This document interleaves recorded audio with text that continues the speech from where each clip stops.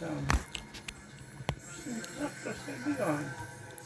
Amadeus Kreeber ka ajab lati maha ja nüüd teise hüppevooru sellel kõrgusel lõpetab Rasmus Rooslet. Sander Skuuthaim alustas eelmiselt kõrguselt ja pärast seda siis 1,96 m jättis vahele.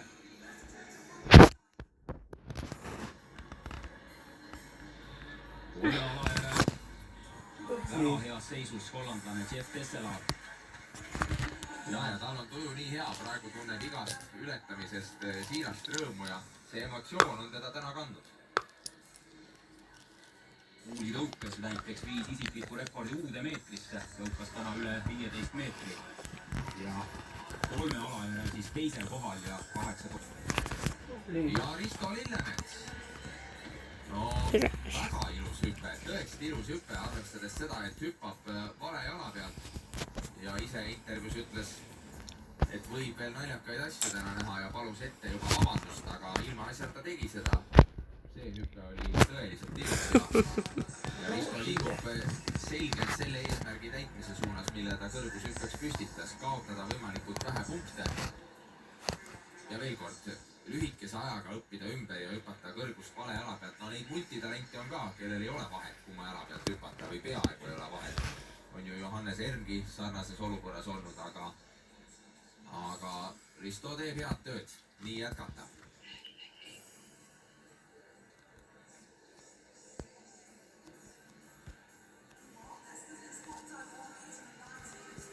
Rasmus Rooslet on pidanud nüüd pikalt ootama võimalust oma teine hüppe sellel kõrgusel ära teha. Vahepeal siis pilti grupis B, itaallane Mario Tester.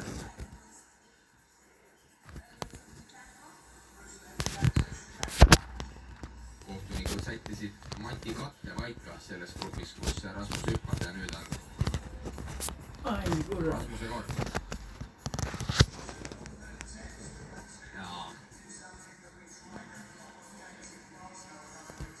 Ikka tagusid. See ei olnud õnneks viimane katse. Which one is your favorite? Kõik oli juba tehtud. Drop it in the comments. Läti kohal see ajastamise moment. Näitab ise, et saab muidugi alati paremini ka üles hüpata. Mitte nii lati peale ennast ära lasta ja sarnaselt eelmise hüppega. Ja natukene selle hüppe moodi, mis eelmisel kõrgusel üle läks, aga nüüd on kõrgus suurem ja selliseid vigu enam andeks ei anta. Väga põnev on see, mis selles grupis nüüd kolmandatel katsetel toimub. Bent Kunskase kõrgushüppevõistlus saab läbi. Ja järgmine hüppaja Leo Neugebauer. Ja kes nägi Bent Kunskase eelmist hüpet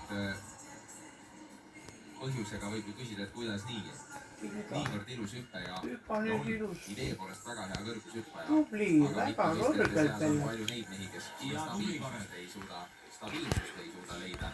No Karel Tilgal on praegu loodetavasti see hüppekindlus siin esimestel kõrgustel kätte saadud.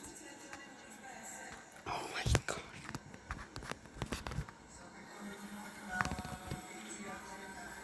Kümnevõistluse medaliheitlust arvestades ülioluline hüpe.